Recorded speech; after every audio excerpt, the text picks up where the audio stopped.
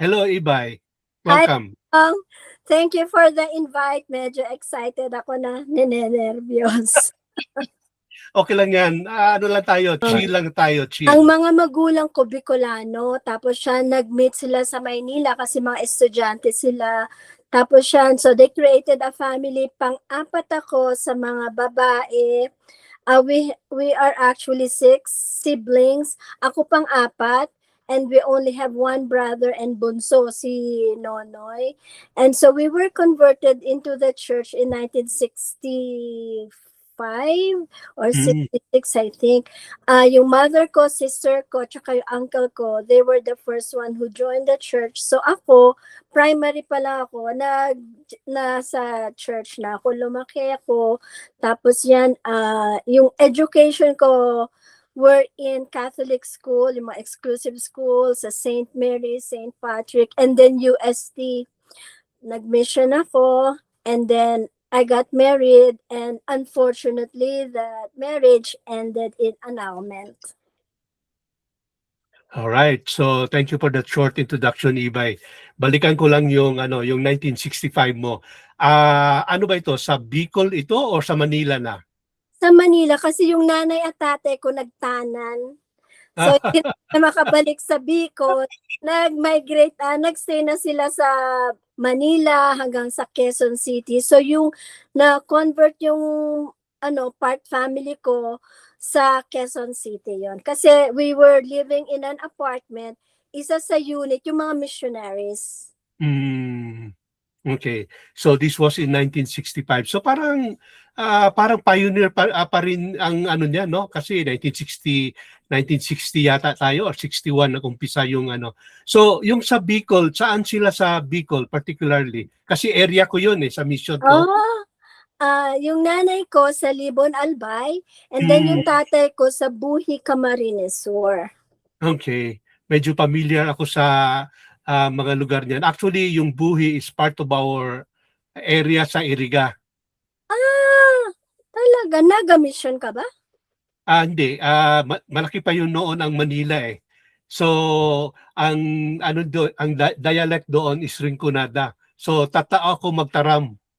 Bye. Konti. Bye. Kapay, kapay. Anong year ka nag-mission, Jong? I think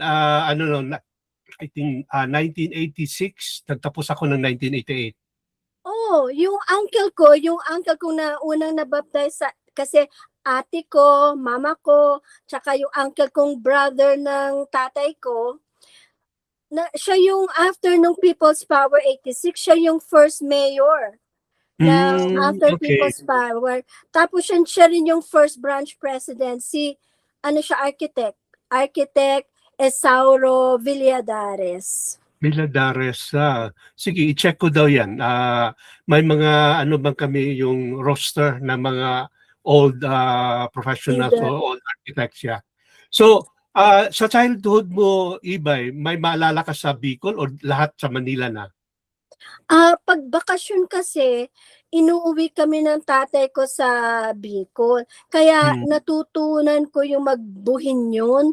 And then there was one time nung high school ako, first year ako, kasi yung merong inorganize yung tatay kong capital for business dun sa mga lolo't lola ko. Medyo naglugi yon. So, my father had to send my mother to look after the business. So kaming tatlong mga bunso, ako, si Yuri, si Nonoy, nag-aral doon. So nag-aral ako sa isang convent sa St. Bridget. Pero yung time na yon, they opened it, wala nang convent noon. Okay, so let's shift gear dito sa Manila na area na. So by the way, friends, si Ibay, when we got married, Richie and I, doon kami nagstay bago kami pumunta ng temple. So natulog kami doon overnight sa bahay nila sa 48 General Avenue, Quezon City. So nandun pa ba yung bahay, Ibay? Yung lahat na kami, dalawang sisters ko nasa Australia kasama si Mami, tapos yung kami nandito, we sold it. Tapos siya nung 2024 na first time kong bumalik sa Philippines, Alam mo, commercial structures na nandun. Meron dong, sa taas, meron parang bilyar, tapos yan sa baba, merong barbershop, and then may karinderya. Alam mo yung, ang ano nung memories ng Yeah. Project 8, doon ako Kaya lumaki. 1967 kami lumipat doon. 1967 do yan yung ano ko ano that's where I was born in 1967. So, do you have any memory sa bahay na yan na may na alam ko marami pero yung highlight lang siguro na pwede mo kasi alam ko yung bahay na yun eh. Kasi every time magbakasyon kami sa Manila since doon yung mga sister ko no si Joy and si Jane actually friends si Ibay actually are friends of my sisters. So parang ano lang ako, sampid lang ako, no? Secondary. Ang friendship namin ni Ibay, it's more like because of my sisters. So I'm catching up with her because matagal na rin kami hindi nagkita. So balik tayo doon sa ano ko, tanong ko Ibay, yung memories mo sa bahay na yon. Kasi magandang pag-usapan yun dahil may idea talaga ako doon sa bahay na yun eh. So, yung bagong build yun, kasi yung tatay ko nga government employee siya, sa Napocor siya. So, nag-grant yun bahay na yun sa kanya. Yung alam mo, yung loan, housing loan. So, yung bago kami doon, batang-bata pa ako eh. I think 6 years old yung napunta kami doon. Umaakyat kami sa bubong kasama ng mga ate ko. And then, uso na yung transistor. Ay, wala pa nun. Yung radyo na Radyo, yeah. tapos siya naglalatag kami ng kumot, banig, tapos siya nag-skygazing kami habang nakikinig kami nung, ano yun eh, yung kay Lola Basyang mga drama. Okay yan palang naalala mo ha. So, elementary, nandun ka na hanggang high school. Saan ka nag-high school? Doon lang din na area? Yung nag-elementary ako, across, natandaan mo yung St. Patrick's School? Oh, Across, yes, St. Patrick. doon ako nag-elementary, doon ako nag-graduate. Okay. Tapos yan yung high school, 1 year nga doon sa St. Bridget's, Buhi, Camarines Sur. And then, yung ayos na yung negosyo, balik na kami sa Maynila. Sa St. Mary's ako nag-graduate ng high school. So, Catholic school ka pala. Oo. Pero Latter-day Saints na kayo noon? Oo, kasi nga primary pa ako noon. Nasa church okay. na kami. And it was a struggle being the only member of the church in Catholic school. So, maraming challenges. So, after nag-high school ka, nag-college, saan ka nag-college, Ibay? At anong degree mo? Sa UST naman, BS Psychology. Okay. And then, may board exam ba yan? Wala. Kaya nga yun ang gusto ko kasi walang board exam. And then, after niyan, natapos muna yung psychology mo or nag-mission ka pagbalik mo? Ano bang, doon? Anong backstory niyan? Yung nag-graduate ako, gusto ko talagang mag-med.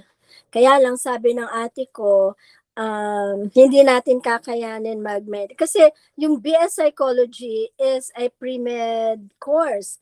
Pero sabi nga, kasi nga, namatay yung tatay ko bago ako mag-graduate ng high school. So, sabi ng ate ko, we cannot afford it. And then, ang next, ko naman, pwede ba ako mag-mission? Sabi niya, no, you have to find work. Kasi si Yuri, yung younger sister ko, siya naman ang paaaralin. Kasi yung tatay namin, namatay high school. Ang nag-graduate pa lang nun, si Ate Lynn, yung panganay, tsaka yung ikalawa, si Ate Irene. So, si Ate Lynn, siya na nagpaaral sa akin. So, I have the responsibility to send Yuri to school. So, yung si Ate Tusa na nurse, nung time na yung nursing student, siya, nurse na siya noon, siya nagbabayad ng tuition, ako naman nagbabayad ng daily allowance ni Yuri. So, yung kasi si Yuri, yung nag-asawa na siya, I have no more obligation over her. So sabi ko sa ate ko, siguro ngayon pwede na ako mag-mission. So, yun, nag-mission ako. Kaya I was 26 years old when I went to the mission. Kaya medyo mature na ako. Okay. Medyo na-touch ako doon sa Pilipino, talaga yan, no, na yung mga kapatid na elder sisters o brother, yun ang tutulong sa next na ano. So parang ganun din kami eh, no? So hanggang kaya wala munang aalis, wala munang Mag-aasawa. mag-mission o mag-asawa dahil paaralin pa yung mga kapatid. Ah, sa ngayon kaya parang hindi naman yan applicable sa mga kabataan ngayon, no? Sa Mm. tingin mo? At hindi na yata, pina-practice yon. Hindi, tsaka kasi alam mo yung sa Philippines, marami ng schools, they can apply for scholarship. Kasi Mm. marami tayong OFW na they send their children to school. So, Mm. marami ng opportunities for education. Okay. Okay, so let's go to your mission experience. Kailan yun, Ibay? Ah, nagpunta ako ng MTC April 1986. Okay, April 1986. So, ako March 1986. So, magkasunod lang pala tayo. Oo, oo. Okay. Na Hindi matanda. kayo batchmate ni Bing. Hindi. I think si Bing was later pa. Siya, Hmm. Parang ang alam ko parang next batch siya sa amin eh. Parang ganun. Yeah. So, you were assigned in Davao Mission. Pero yung Davao Mission ba hiwalay na sa Cagayan de Oro, no? Hindi, yung na-call ako, kasama pa yung Cagayan de Oro Okay. mission noon. In fact, yung paalis na ako, that was the next month, they were separating the Cagayan de Oro mission. So, na-assign ka na talaga purely sa Davao Mission na. Mm-mm. So, anong mga areas mo doon? Ang unang areas ko sa Zamboanga City, Oh. Tuan, San Jose, and then I think I was there for 6 months, tapos siya, or mga 5 months, tapos siya, na-transfer na ako sa Panabo, dun sa hometown nyo, sa Panabo. Okay. I was there for 9 months. Sabi Really? nga nila, naku sister, kung ikaw ay buntis ng anak ka na. 9 months. Yeah, naririnig ko nga yun eh. Nasa mission ako, na-assign ka doon sa sa Davao, sa Panabo. So, sino yung may naalala ka pa, yung trainer mo or yung last companion mo? Baka ma-connect ko ba yung kwento mo? Yung sa Zamboanga, ang first companion ko, si Sister Annabel Arcayan. Unfortunately, we stayed only for weeks kasi tinawag siyang welfare missionary. Okay, welfare missionary. So, ngayon ako, Greenie, I work with the Madriaga. Kasi bagong return missionary siya. So siya yung parang nagte-train sa akin, ganun. And then, ang next ko naging companion si Valderrama, I was her last companion, pauwi na siya noon. And then si Salapa, na asawa ni Buena Agua, siya yung next ko. Siya yung pinaka nag-train talaga sa akin. And then, yung nagpunta ko ng Davao, Panabo, si Petalver, kilala mo si Gloria. Oh, si Petalver, taga Cagayan de Oro. Oo, so siya yung naging companion ko. I think kung 9 months ako dun sa siguro mga 7 months kami, siya yung junior ko, na tinrain ko naman. Yung Valderrama mo ba, yung ba yung Valderrama sa Quezon City, anak niya? Hindi ko kasi. O ibang Valderrama siguro yun. O si Violet, I think Manila, taga-Tondo siya eh, Manila State ata siya. Pero meron bang Valderrama na stake president sa Quezon City? Derrama lang yun. Derrama pa. All right. Okay, so sa mission, ano yung isang bagay na hindi mo makakalimutan? I think yung talagang challenge ko nun, kasi yung welcome nila kami doon sa Panabo, sabi nila, oh, welcome to the outer darkness. Sabi ko, outer darkness? Kasi nga, for a lot of months, they didn't have any baptism. And then I found out na, lahat pala sila ay nagliligawan doon sa mga district leaders, zone leaders. Sabi ko, nashock ako. Kasi nga, syempre medyo old na ako. it's not my game to flirt or what.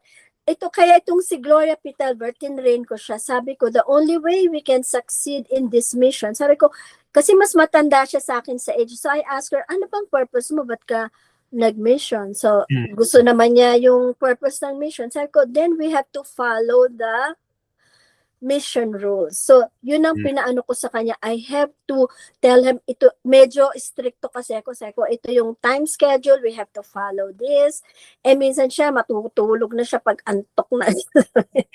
So, I think yung dedication namin and following the mission and of course the required commandments, it helped us succeed. Kasi hindi naman sa pagyayabang, we became top baptizers for ilang months kasi ang dami namin. It started with one new baptized member, si Loloy, na taga-Lasang.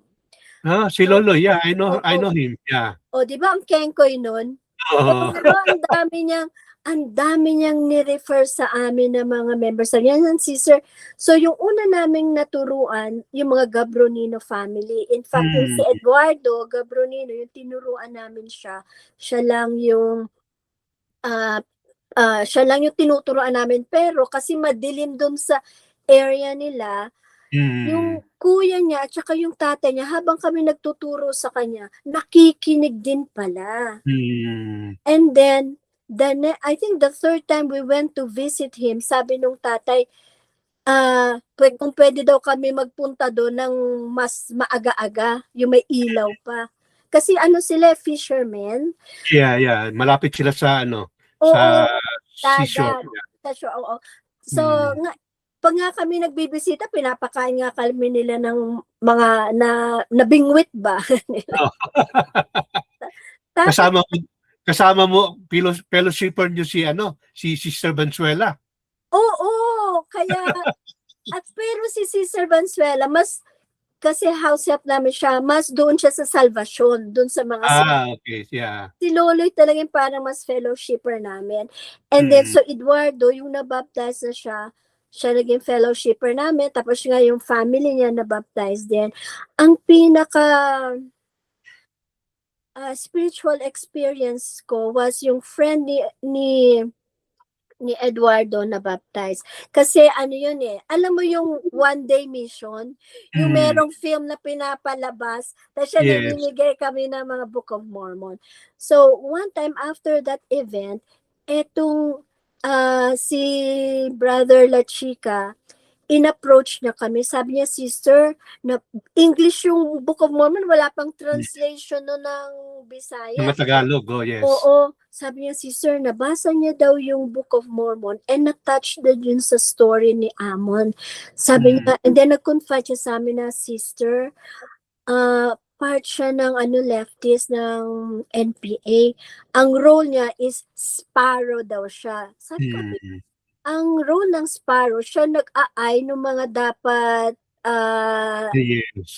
ita-target ng mga So usually sila yung mga lalaki na nagmamaltreat ng mga asawa nila o ng mga babae, o kaya sila yung mga negosyante na who are taking advantage of people who are poor. So yun ang mga tina-target niya.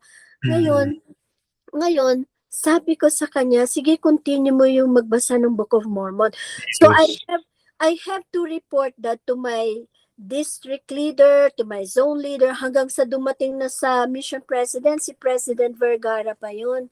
Tapos sabi niya, dapat weekly or occasionally you must report yung progress ng brother. So 9 months nga kami dun, So I think I met him the second month I was there. Tapos siya, alam mo, sa one day mission namin, sumasama siya.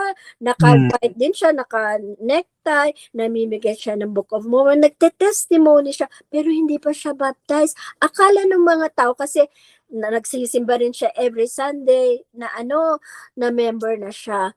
Talagang minsan sasabihin niya, sister, ano na po yung progress? Sabi ko, ka lang, just continue in faith. Sabi kong gano'n, aanihin natin yan, malalaman din natin yung answer.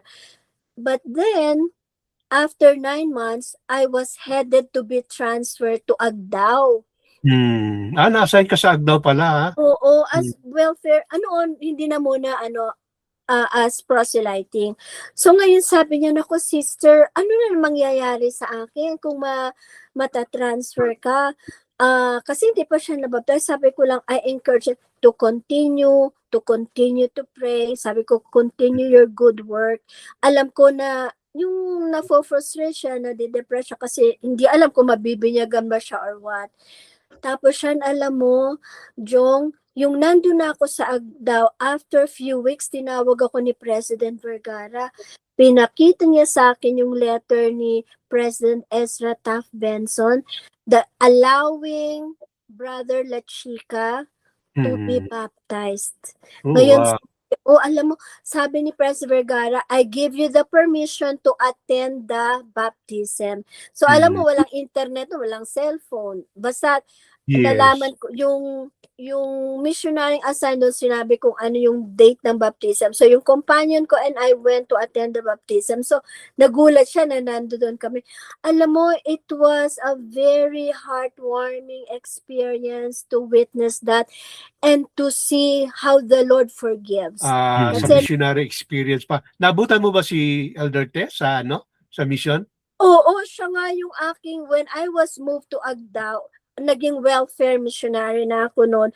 He was my zone leader.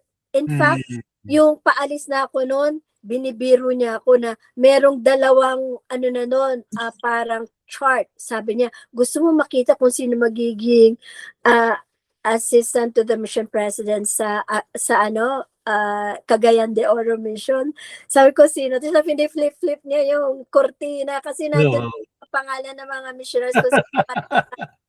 Pero he was just kidding, but he never showed it to me. Alright, so at least may ano ka pala sa kanya, may tawag yan, association din sa mission o Kaya pala nung nasa Manila ko, pumupunta si Mike doon sa bahay nyo di ba? Kasi nililigawan niya si Grace. Si Grace, At saka when I was hired in the church office, magkatrabaho kami. Siya pa nga nag-tour sa akin kasi mail clerk siya. So pag magdi-deliver siya ng mail doon sa the area president was in another building. Sa space something yon.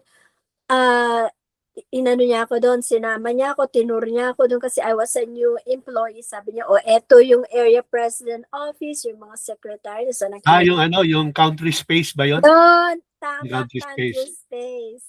But nung pumunta ako doon, pinakain mo ako sa sa cafeteria sa baba Hindi ko alam ba't nagkita tayo.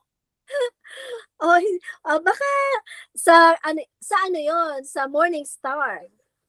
Baka sa Morning Star na yun. Morning Star, tama. Morning Star, baka naman sa PBO na yun. Kasi sa Hindi pa. Sa Makati pa yun. May ma-remember ako na nagkita tayo, may dala siguro ako or something na pinaabot ko sa iyo, I don't know. Pasalubong, and then pinakain mo yata ako sa sa cafeteria. Yun ang parang naalala ko talaga na nag-umpisa yung pagkakilala natin ba. Yeah. All right. So I don't know kung you're okay to talk about your family life or can we okay lang sa'yo or skip tayo? I am very open. Wala akong tinatago. So, whatever is you want to know about my family, kung my immediate family or my yung aking marriage, okay lang. Well, short lang siguro or yung parang summary lang kasi after all, naging buhay mo din yan Hindi na natin ma-deny yan can you go ahead and tell your story? Of course, and it was a very challenging journey which is part of my life. And that is where I had more growth, spiritual growth, and that's where I learned forgiveness. So, na-meet ko yung ex-husband ko during an activity. Kasama pa nga nung sina Joy, kasi si Joy was the stake SA representative. So, organize ng parang blind date unfortunately, yung time na blind date na ako dun sa ex-husband ko, nagkasakit ako. And then, I was surprised he went to visit me in the house during that activity, umalis. Sabi ko, pinadala ko yung representative ko, si Bing. Oo. Bing Bing. Tapos yan sila Bingbing at saka si Deo ang nagka-meeting. Kasi blind date, sila na blind date. So, ngayon, so we got married in 1992. Tapos siya, he became bishop twice. 2 beses siya naging bishop. Tapos siya, he was employed in the church office sa CES. And then, ako naman, nag-motherhood. But after 2 years na nag-motherhood, the income wasn't enough. So, I had to go back to work. Pero, I cannot go back to church employment kasi nga, nandoon yung ex-husband ko. So, because I have my master's degree, so I ended up being a college professor sa Dr. Carlos Lanting College. And then, so when my ex-husband was a counselor in the stake presidency ng Quezon City Stake, that's when the marital affair happened. So there was a third party. So at first, I forgave because I know the baka nagkamali lang siya, he will, so I forgave. But that was a great struggle to put back trust and bring back the relationship. And because my kids were very young, my son was 11 years old. So it was very disappointing na his father, my son's father, will not be able to, di ba, magpe-priesthood na. He wasn't able to give that blessing to him. And so finally, after 2 years, kasi he was just this fellowship, but after 2 years, he was brought back to fellowship.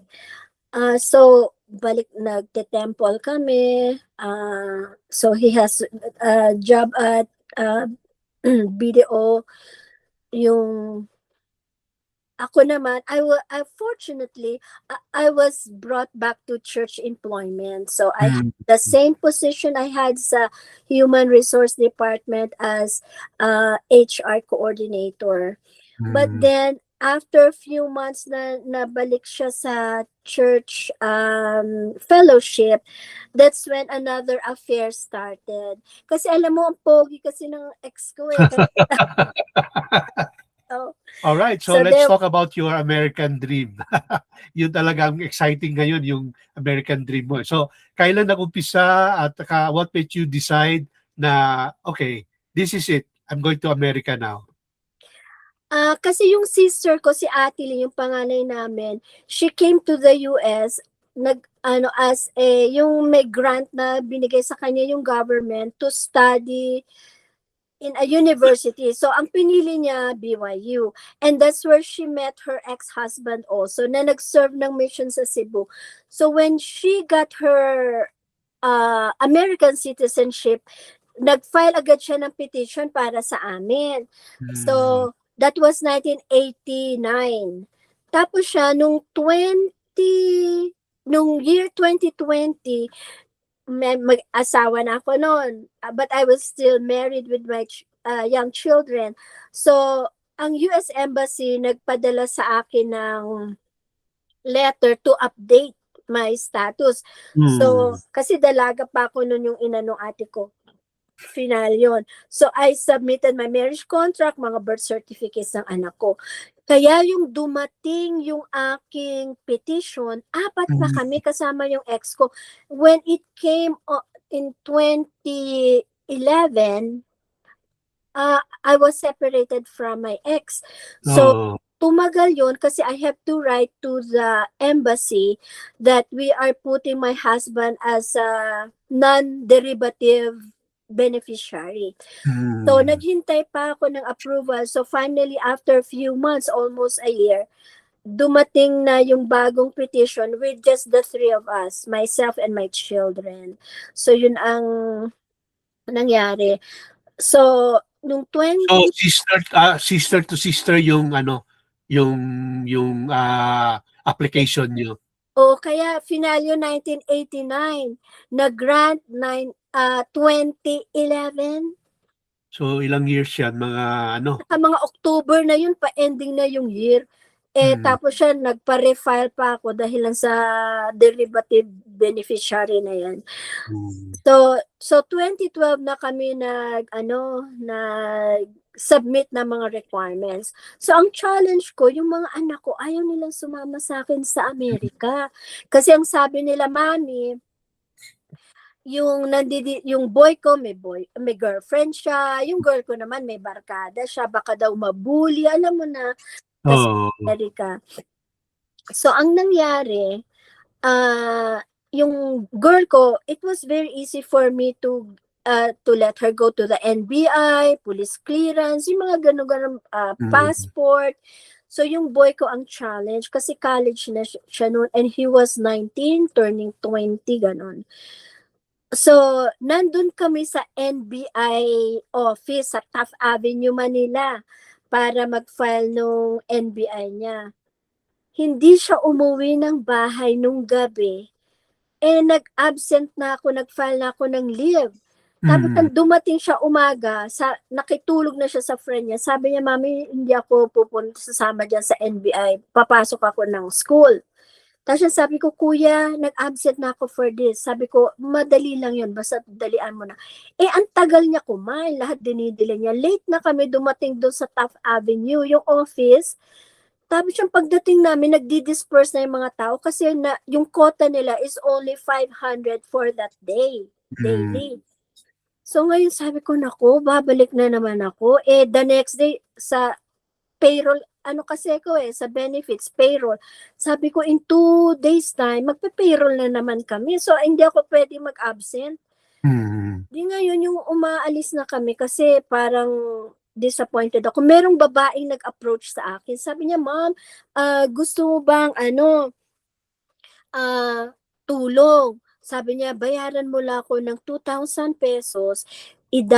Sasamahan ko yung anak mo doon sa likod para makakuha ng NBI. Di alam mo, kumagat na ako doon sa na yon. So, pumasok yung anak ko, then yung lumabas siya, yung mismong tao na ex-employee siya, alam mo yung mga kailagalan sa Philippines. Yes, yeah. So, yung resibong binigay niya sa akin was 150 pesos lang. Official receipt yun ng Republic of the Philippines. Ngayon sabi niya, magkano binigay mo dun sa fixer? So, hiningi niya po is 2,000. Sabi niya, ang binigay niya sa akin is 1,500. So, alam mo na, siguro naghati-hati na sila. So ayun. So, ang sabi ko sa mga anak ko, sabi ko, ang daming tao nagpupunta, nag-TNT, nag-illegal, nag-atawa para lang makapunta ng Amerika. Kayo, andi dito na yung golden platter nyo. You can go, but ayaw nyo. Tapos siya, nag-deal ako sa kanya. Sige, ito yung deal natin. Mag 1 year kayo dun sa Amerika. Magtrabaho kayo, mag-ipon kayo ng pamasahe pabalik ng Amerika. So, yun, nakadarating na kami. So, pagdating nyo sa Amerika, diretso Utah kayo or California pa? Utah kami. Pero may doon kami sa ate ko, sa Provo yung ate ko. So, ang stopover namin was in Philadelphia. Ang aming point of entry, then Utah. So, doon kami sa ate ko. After 1 year, yung boy ko, si Adrian, nakakuha siya ng trabaho sa sa McDonald's. Tapos yung girl ko naman sa Taco Bell. So, may mga trabaho sila. So, after 1 year, sabi ko, gusto niyo nang bumalik sa Philippines? Ayaw na nilang bumalik. Na-adjust na sila. So, they have enjoyed being here. It was really a big sacrifice for me to come kasi I have to give up my corporate work sa church. But I have a great blessing. So bago kami umalis, si Elder Abe Pajaro, humingi ako ng father's blessing sa kanya at saka sa mga anak ko. Ang counsel niya sa akin na Ibay, when you get to the US, huwag kang pipili ng trabaho. Your career, I mean, wala na akong career. As long as you're able to work. Alam mo, I took that counsel with me. So, yung dumating ako sa Amerika, whatever is the work available, I will take it. Para lang mabuhay kami. So, yung una kong, I was fortunate. Alam mo, Jong, minsan feeling ko, I was meant to be here in this place kasi the Lord has provided everything. I took some sacrifice. Minsan sabi ko, ano ba itong mga trabaho ko? Caregiver, call center, dishwasher. Tapos siya, ano pa ako ng eroplano ha, naglinis pa ako ng eroplano para makalinis. Pero it didn't happen. Pero for me, yung the Lord has always provided employment for me. So, dire-diretso, basta meron lang akong trabaho. Ang first employment ko dito was at the Global Service Center. Kaya lang, part-time lang ino-offer nila, so wala akong benefits. So, later on, after being there, twice akong na-employ. Kasi umalis ako din, bumalik ako. And then, wala pa rin full-time opportunity. So, I left and went to doTERRA. So, sa age ko nga ito, 2 yung job ko. I just gave up one recently. So, I feel blessed being here. All right. So, that's been a wonderful discussion o ano ba ito tawag yung It's a wonderful journey. It's a wonderful journey. So, we still have like in the next few minutes, ano po yung anything we haven't talked about that you wanted to share? Kasi sabi mo nga, exciting itong topic nito, Jong, life's journey. May naisip, may kwento ka ba na gusto mong i-share na hindi ko na itanong? Yung nandito ko, yung nalaman nila na single ako, sabi na, ay naku, mag-asawa ka. Because 50 na ako noon. Sabi ko, kung ako magkaasawa, 3 yung choices ko. Yung first choice ko, ng lalaki, yung single pa. Sabi ko, sa age ko na 50 plus, wala nang single pa siya. Bakit siya single? Baka bading siya. Diba? Tapos siya yung second choice ko, mga divorced. Sabi ko, bakit naman siya na-divorce? Siyempre, it takes two to tango. Hindi ko naman mai-interview yung asawa niya kung anong dahilan. Di ba? Tsaka, sabi ko, naku, maraming bayarin niya. Baka nag-alimon niya, nag-child support. Di ba? Kaya sabi ko, baka kasama pa ako sa magbabayad ng mga yan. And then yung last choice ko naman, yung mga widower. Sabi ko, naku, pagka-widower naman, yung yung mga experience kong nababalitaan dito sa mga Pilipina at asawa na matatandang namatay, naku, naghahabol sila sa mga kayamanan ng tatay nila. Parang, sabi ko, naku, I don't want to go through that process na mga ganyan. Para kumuha ako ng batong pinukpok ko. Sabi ko, I will just stay single and poor. Basta meron lang ako. I can sustain myself. Pero alam mo ngayon, Jong, kasi give up ko yung second job kong caregiving, mas malaki yung sahod ko dun eh. Sabi, ano Ibay? Nakahanap ka ba ng trabaho? Sabi ko, hindi pa. Pag ako hindi nakahanap ng trabaho, ng second job, maghahanap na ako ng sugar daddy.